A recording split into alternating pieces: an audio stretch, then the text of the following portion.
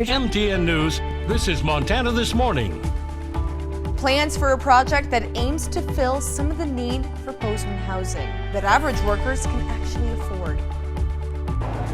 The Bozeman Yellowstone International Airport is transitioning to a federalized TSA. I'm Kristen Merkel, and I'll tell you what this change will entail. I'm Megan Thompson, and I'm at the Butte Airport. And coming right up, I'm going to introduce you to a high school student who's working hard to get her pilot's license. Picking up your GED and pilot's license. That's a busy great year. I love that. All right, 6:30 on this Thursday edition of Montana This Morning. Jane McDonald and Matt Elwell with you. Is it just me, or is there a little bit of haze over Butte? There is some haze in parts of southwest Montana. Right now, the air quality is in the green for Butte and our whole viewing area. Great. But just to the north, we're starting to see the yellows, which is moderate, sneak back in. I think that could play a factor in the next couple of days anyway. I'll break it all down for you in a little bit. Okay. It's a great morning. Get out and enjoy it while you can. Temperatures into the 40s and 50s this morning. 39 in West Yellowstone, the coolest in the state. We look toward the mid-afternoon. Our daytime high should be near the 80-degree mark. Again, a lot of sunshine, a slight breeze for the afternoon.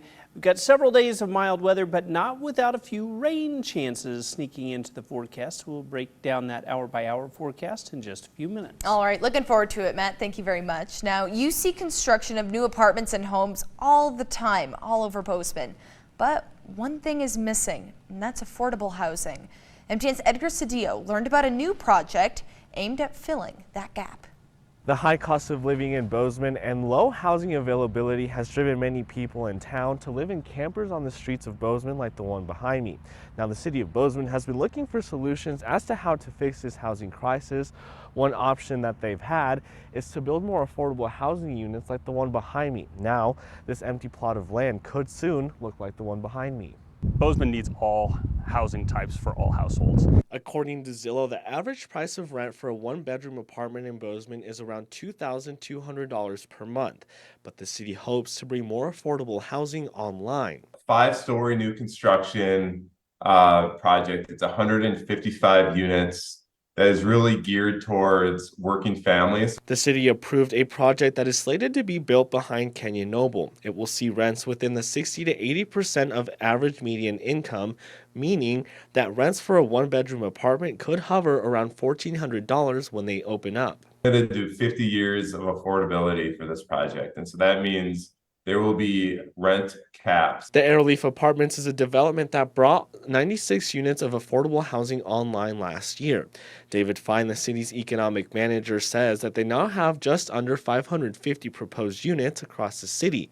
But even with those, there's still a lot of catching up to do. We know, though, that we're just behind in terms of overall housing inventory. Fine says after the city commission doubled their budget to $2.5 million to help fund affordable housing projects, it could give developers more incentives to build affordable housing.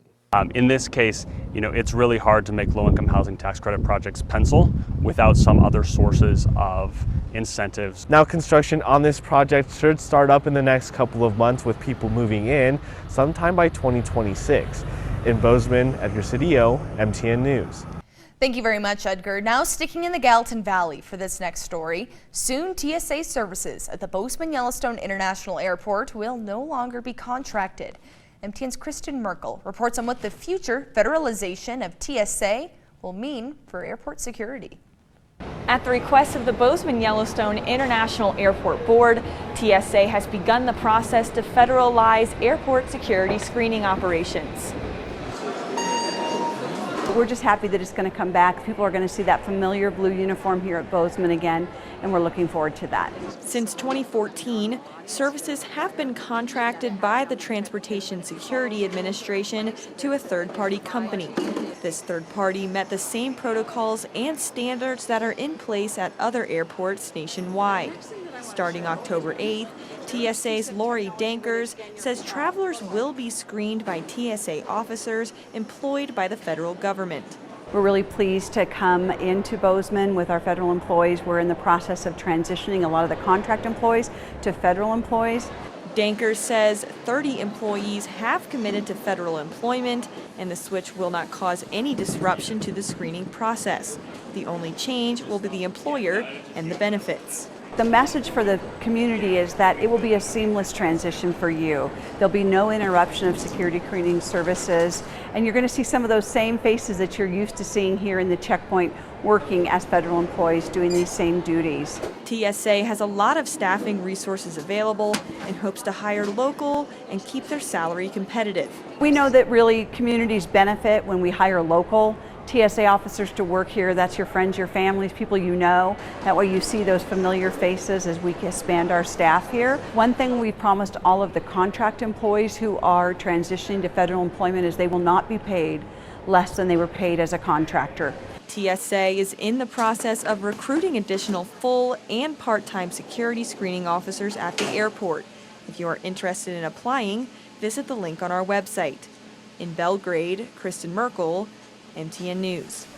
Thank you very much, Kristen. Now, most high school students nowadays, they have a phone, and now, thanks to a new program, that phone can become a tool of safety. MTN's Diane Parker takes a look at a new violence prevention tip line going live this school year. Thank you for calling the Safer Montana Student Safety Hotline. An intake specialist will be with you shortly. That's the voice of Safer Montana's School Safety Tip Line. It's an anonymous reporting system designed to triage safety threats as they come in from students, parents, teachers, and community members. Thank you for calling the Safer Montana Tip Line. How may I help you? Our goal with this program is really opening another channel for community members to be partners to ensure that our kids are safe. Billings parent Emily Romrell first introduced School District 2 to the concept, a mom passionate about student safety. With most mass shooters, after the fact, law enforcement goes in and they find that everybody had a piece of the puzzle.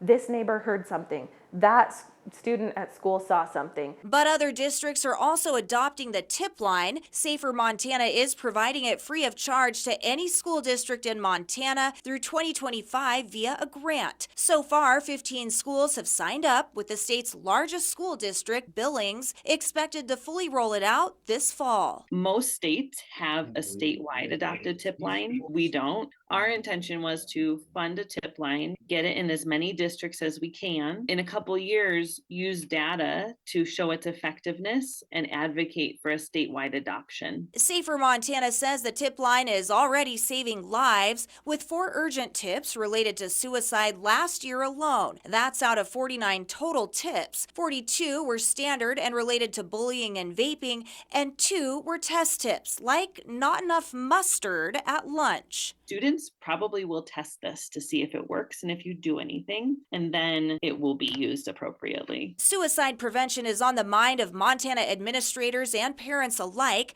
after an alarming report came out in 2021 showing 10% of students attempted suicide. Many of those were bullied via text, social media, or in person. Montana is the 3rd highest suicide rate in the whole country. We are experiencing student suicides at least monthly. Any lives that we can save, anything we can do to support our children and to support them in mental crisis or situations of depression or clinical issues, we definitely are full force invested in preventing any situation that can lead to the loss of lives.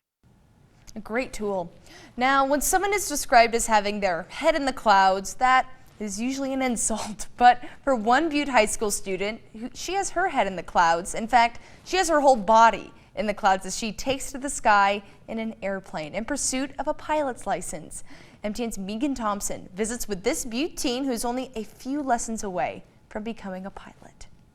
Well, when you're 16 or 17 years old, you're usually dreaming of the open road and getting that driver's license. But for one Butte High School student, the sky is the limit as she works towards getting her pilot's license. I've kind of just known ever since I was younger. My grandpa used to be a pilot and he took me up when I was younger. And that just kind of made me love it. While holding down a job and studying for school, Mackenzie also committed herself to becoming a pilot. She studied flight manuals, immersed herself in online tutorials, and she passed a written exam that allowed her to fly solo with an instructor. I fly the entire time, just practicing some maneuvers he'll demonstrate, but it's usually me behind the controls the entire time. Mackenzie takes lessons 4 to 5 times a week with Butte Aviation, and flight instructor Jake Strong says that the 17-year-old is unique among his students because of her age. But he says being a young pilot does have its benefit. So one benefit of being young is you take in information easier and remember it easier. The one thing that we really have to watch out with young pilots is decision-making skills, right? Because as a pilot, that's really what the training is for, is to teach people how to make good decisions when bad situations come up. You kind of have to have the attitude of like that you're not, like, it's not just like you can do whatever you want, but you also have to like realize that you're the one in control, and at the end of the day you are the one making the decisions, the life decisions between like life and death in the air. And Mackenzie has decided to continue on in the sky as she works through her senior year. Upon graduation, she'll take her spot in a commercial aviation program at the University of North Dakota. In Butte, Megan Thompson, MTN News. I just love that, and best of luck to your future endeavors. Now, we're going to take a quick break here on Montana This Morning, but when we